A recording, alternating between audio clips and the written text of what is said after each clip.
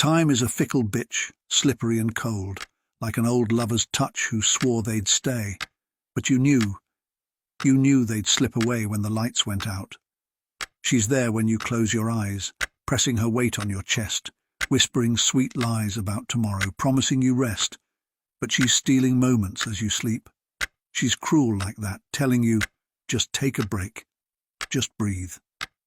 But when you breathe, it's like exhaling your very essence until one nap becomes a day becomes a week, and before you know it, you've lost months to a haze you didn't even see forming around you. It's strange, isn't it? Depression feels like sinking into quicksand, but no one tells you that the more you fight, the deeper you go.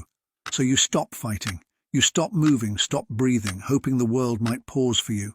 But it doesn't. It never does. Time never fucking does. You wake up 3 months later, and the world has turned while you stood still, like you've been frozen in some dream. But everyone else, they've kept going. You look around, and suddenly your friends are strangers. Their laughter feels foreign in your ears, like you've missed the joke, and now you're too far gone to ask for the punchline. Your lover? They still hold your hand, but it's a loose grip, like they've been practicing letting go in the quiet moments while you were away. Their eyes don't search for you like they used to. They glance, but it's brief, like they're looking for the pieces of you that used to be sharp, the parts that sparkled before you went dull. And your family, the ones who watched, who waited, who hoped you'd rise from your slumber. They wore patience like armor, but you can see the cracks in it now. You can hear it in their voices, the way they ask, "Are you okay?" But the question feels more like an obligation than a real concern. You missed it. The shift, the slow unraveling. They didn't mean to grow tired, but time has a way of wearing people thin when they're waiting for someone who isn't sure they can come back. Time is a fickle bitch. She doesn't wait for us to heal. No, she drags us, kicking and screaming, or in silence. But she drags us just the same. You blink, and suddenly you're here, staring at the remains of a life that doesn't quite fit anymore.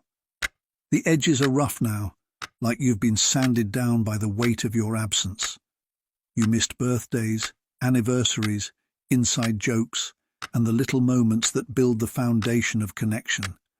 They don't know how to talk to you now.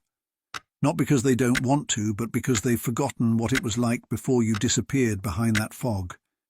And you stand there, feeling guilty for the time you've lost, angry for the time she stole, and terrified because you know there's no getting it back. All you can do is wake up and face the shattered pieces of relationships that once felt solid, of a self that once felt whole. But time doesn't care about your anger. She doesn't care about the ache in your chest, the lump in your throat, or the tears that threaten to spill when you realize how much you missed. She's already moving on, spinning the clock hands faster, pushing you to run just to keep up. And you do. You run. You try to gather the fragments, to salvage what's left, but it's never quite the same, is it? The rhythm is off, the timing is wrong. You're here now, but the world has changed. Time is a fickle bitch. She doesn't wait for us to catch our breath.